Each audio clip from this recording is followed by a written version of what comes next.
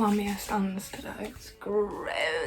Hello YouTube, it's lovely to see you all back again. Thank you so much for everyone that has liked and subscribed and commented on all my other videos. I really appreciate it. Do us a solid, do it again. So today guys, I thought I would share my process of how I made a one take music video using my iPhone and just my editing software. So the software I use is Final Cut Pro X, and I'm going to show you how I made that kind of trippy effect, the kind of sped up and slowed down thing that's going on there, and just give you guys a little insight in case you want to make your own music video.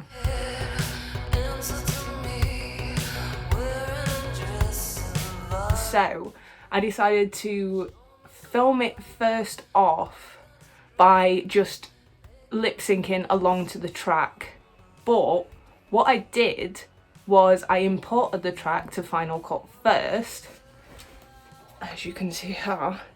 God, my screen is disgusting. So I imported the track to Final Cut first, and what I did was I slowed down the track by 50% to start off with.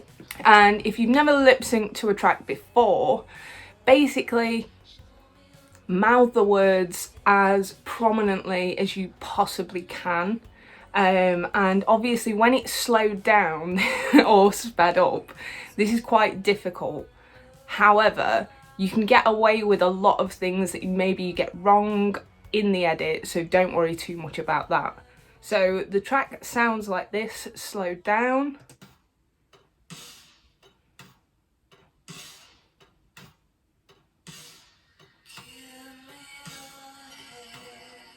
Painful, absolutely painful, but slow your track down first by 50%, lip sync along to that track, and then you want to speed it up ×2.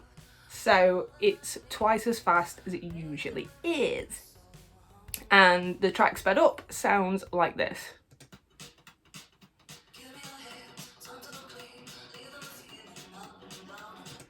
So yeah, this is probably a little bit more difficult to lip sync along with because it's super fast. But once you've done both of those, then this will create an effect that when you use your footage and you slow down the fast one and speed up the slow one, it makes your movement quite erratic and then really kind of slow mode. But because you're lip syncing along, it gives the impression that there's kind of something not quite right with the video, which I really like. I really like something that just visually looks a little bit more interesting. There's something else going on than just singing along to a song.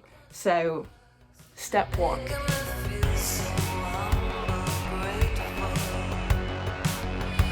So, step 2 guys is finding a place to film. You have your track in your editing software, you have it sped up and slowed down, and now you need an area to film your video in. I would always suggest a well-lit room and a blank canvas. So I'm fortunate that I have a very well-lit room on the 3rd floor and I have a white wall. So that works perfectly as a blank canvas, but if you have any other colour or anything like that, that's not a problem, but trying to make it as simple as possible. Now, what you're going to do is lip sync along to your track. All you need to do is basically have a phone holder to be able to record yourself, and I'll show you now the footage, how it looked straight from filming from my phone.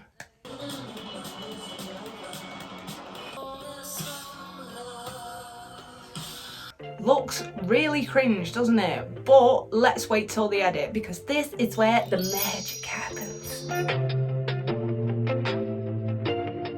Hi.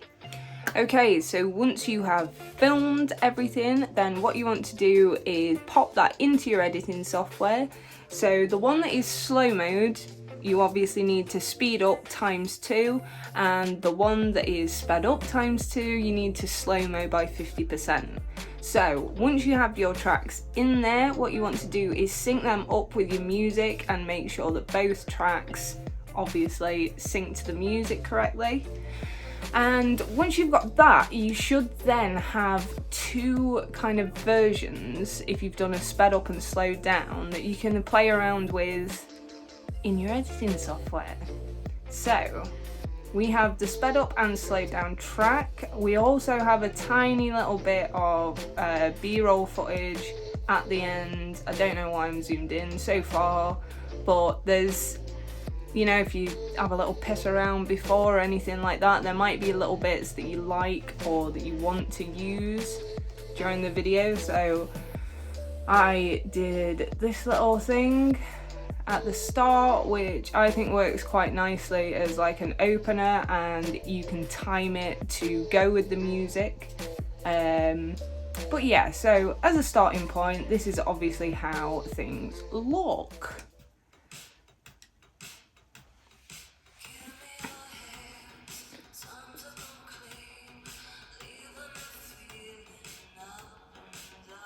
So as you can see, obviously this footage is the one that is sped up slightly, and it just gives that kind of weird effect that something's not quite right, it's not quite in time, or it's not quite natural. And if we kind of mute this one, you can see underneath that we have the slow mode stuff. So like I said, any kind of hair movement or anything like that, any kind of hands or anything will be slowed down. So again, just creating that effect that something isn't quite right with it. And I really like that. I think that works quite nicely, especially in music videos. So once you've got these two in place, then it is time to start cutting between. Now, I would do a basic cut first, so we'll go into the actual project here. So as you can see, these two bits, I've cut up my favourite bits. I like to kind of go along with the timing of things so that it's quite fast paced throughout. So started out basically just cutting up these clips for the parts that I wanted. So once you have a kind of basic rough edit without any effects or anything like that, then it's starting to get to the fun part. As far as presets and things like that, I do use Magic Bullet Suite. Now, if you don't have this, you can use basic color correction and things like that. You can see that this has quite a nice kind of tone to it. It looks a little bit softer, a little bit warmer. So my Magic Bullet Suite has all these different kind of preset filters and cameras and gradings and things like that. So I've gone onto the indie setting because I filmed everything on a very stark white wall, and what I want to do is kind of soften everything. I want the colour of my hair to pop through, so it's good to kind of have a play around and look at which effects suit you. I chose an effect called Group House because I think it just added a slight kind of warmth to the video, and has that kind of overlay so everything looks nice and blended in together. So we chose Group House. Okay, so once I had applied my filter to every piece of footage, I like to do filters on each individual clip, because then if there's any kind of darkness or lightness or anything like that, I can adjust each clip so that every clip looks uniform, rather than just bunging a filter on the end. I always feel like putting a filter on each clip gives you a little bit more control when it comes to adding different layers. So we'll be working with layers.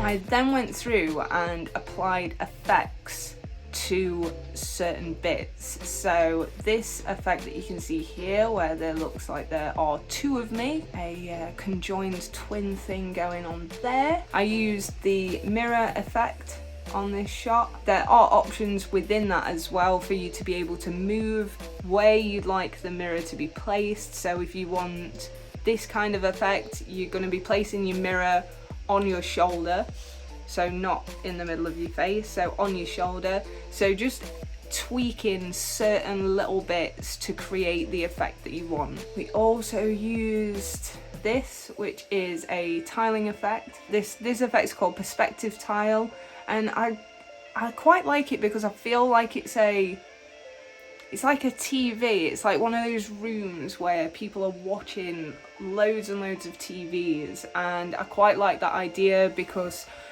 the idea behind the music video is that it's someone that is very isolated and locked in a room on their own. So I kind of thought this had a voyeuristic kind of feel to it, which again I thought added to the narrative of the video. So we used that one. What other effects did we use? We used this one, which was, I really liked this one, which was a kind of swipe effect. So this one's called scrape. You can add this effect over the top, and what it will normally do is pull a section of the image at an angle. And again, you can adjust this angle. So I adjusted the angle basically so that it looked like it was pulling for some reason away from me. So again, another kind of trippy, just visually interesting kind of effect. Other effects that we used was this one, which I loved, which was the kaleidoscope effect, which I do believe is in the tiling section. Yep, so we've got an effect called kaleidoscope, which I think works quite nicely because it continues the colours and things like that you've got in there. So you're not adding an external kaleidoscope effect, you're adding this on top of your footage already, because then it will pick out the colours from my hair, for example, which is blue, which you can see in the middle here. It's got the kind of pinks of my skin, which I think is, again, quite weird. I like it. So using the kaleidoscope effect throughout, because I thought that was a nice little trippy kind of feel to it. So for this one I used an effect called visual echo, which kind of gave those lines of movement. So as you move, it kind of sticks with your movement, and again adds quite a nice little trippy effect. I'll show you that now. Okay, so they're the kinds of visual effects I've used on top of the footage. So it's really fun to kind of go through and try different effects on top of your footage, because honestly, every bit of footage will work differently with different effects. So there might be one part that really stands out with, for example, the kaleidoscope effect, and there might be one that it just doesn't work as well. So having a play around with different effects, and I would always suggest adding effects once you've cut up the parts that you want. So once you've kind of got a vibe of how you want your video to go, from the faster stuff to the slower stuff, then I would add your effects on top of that. So once everything has been filtered, once you know you're happy with how it looks and the warmth and just basically like the colours that are going on in there, then I would start to add your effects. This is how everything looks without any layers.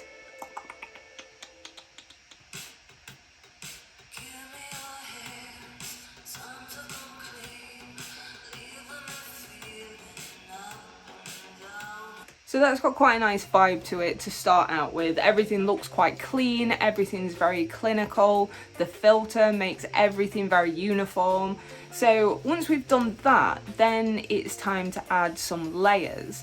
I am a huge fan of gradients. I don't know why, I love them. Gradient hair, gradients, wherever I can put them, I love, because I just think it adds depth to things, and visually I just think it's very aesthetically pleasing, a gradient.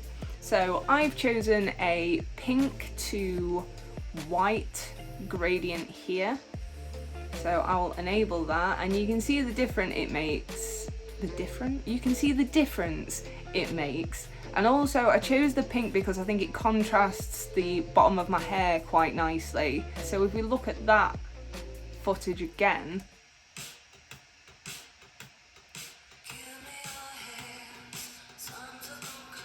it definitely adds something there, and I would suggest putting your gradient on after everything else, because then you'll get to see how it looks, and that should be quite uniform. It will be painstaking to put this gradient over the top of each clip, so I would suggest putting that on once you're happy with the edit, you're happy with the effects, then it's time to kind of zhuzh it up a bit. The gradient I've got is here in your generators basically. So you've got solids, you've got textures. So the texture is just a basic gradient, and you'll drag that in, and then you can edit the colors on that over here. So I've gone for a white and a pink, and then the blend mode. So if you have it at normal, obviously that's just going to go straight over, ruin everything. You can't see anything but a gradient. So if we go to multiply, that's the one. So I have put it down to 96.5% because I feel like 100% is probably just a little bit too brash. Okay, so once you've got your gradient over all of your footage, ignore the text at the start, then you want to start adding some trippy effects. So YouTube, the world of YouTube, has a lot of royalty-free videos that you can use. People use a lot of green screen and things like that, but I would suggest just finding some very basic kind of psychedelic, trippy looking, very, very simple shapes. So you don't want anything that's too crazy in there, but adding simple shapes over the top. So if we enable this, so this footage, and then again we're going to go to the blend mode. Here we've got this at normal because multiply will make it kind of burn into your footage a little bit too much.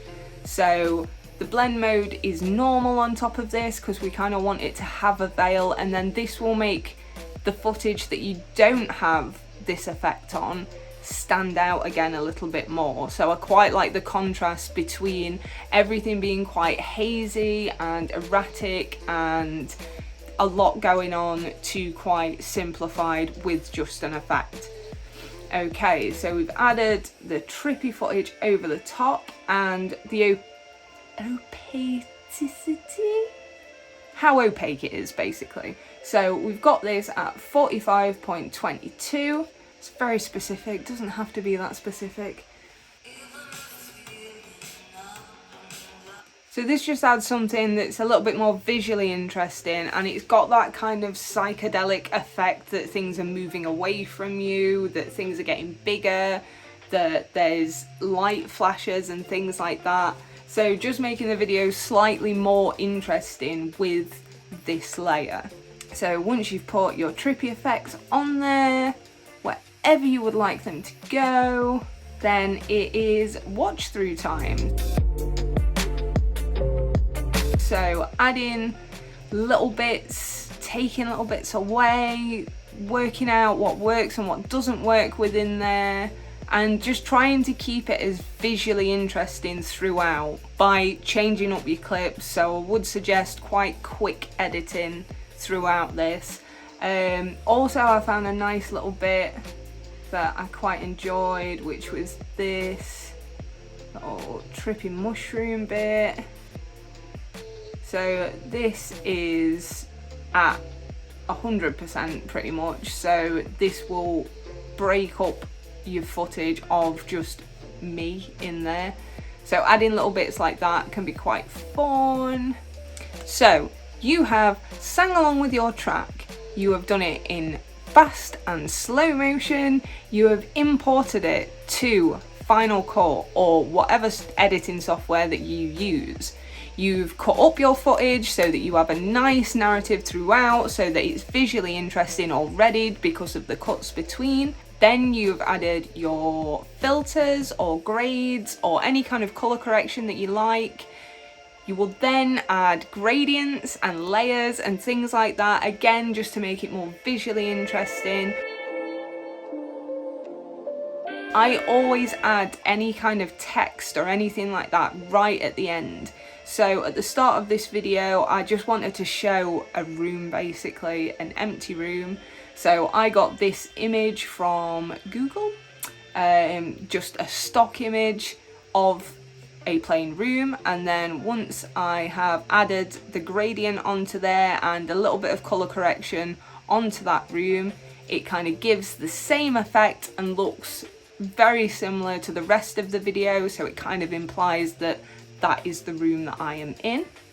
And I have added the title of the track in a nice chunky font. I'm obsessed with fonts, so I feel like the right font is always a simple font. So if you want something that's going to stand out, I would suggest a font like Poppins, which is slightly more rounded, or just your very basic Helvetica fonts, anything like that that's kind of chunky and bold and that will make a statement when you see it.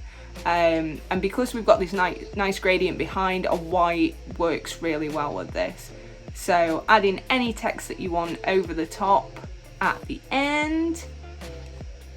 And again, at the end of the track, I've added the title of the track and my stage name. Let's call it a stage name. Why is my hair so fluffy? So then you want to render your final video. Rendering is the most painful process because what you want to do is wait till all of these little bits have sorted themselves out, and then file, share, and then you want to share it as your master file. So once that has sorted itself out and it's all done, you will have your master file burnt to your desktop that you can then upload to YouTube or any kind of sites that you want to display your work, whether it's your website or anything like that. So for your thumbnail or artwork or anything like that, if you cannot be bothered taking a photo for your thumbnail, then you can just take a little piece of this video. So if there's a certain frame that you like, Final Cut has an option here for sharing. If you go to save current frame, this will save this for you. Frame, let's call it frame, and save that to your desktop, and then bish bash bosh, you've got yourself a lovely little thumbnail. So once you have your thumbnail image, if you don't want to take a photo and edit it all yourself, then you can just take a still from the video, and again this will just add continuity to what you are doing. So once you've got that, you can then add text to it. I would always suggest using the same font and text style as in your video, again just for continuity and to let people know that yes, this is the same thing. So that's it guys, that's how to create your own video in one take, very basic, and it's all in the edit. So get creative with your edits, add different layers, try different colours, try adding fonts, try editing in different ways. So sometimes a very slow edit will keep your attention depending on what it is that you film. So often if you're following someone or if you're tracking a shot, then a nice long kind of shot of that will work. Whereas if you've got very kind of static footage, and it's something that doesn't move too much, then you might want to break that up with faster editing.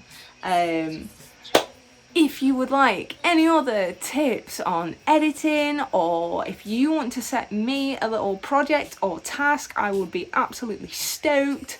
And if you've got any questions, or if you want to ask me something, I don't know, then drop it in the comments below, guys, and I will make sure to get back to you as soon as possible. And big love, everybody. Thank you so much for stopping by, and I'll see you soon. Bye.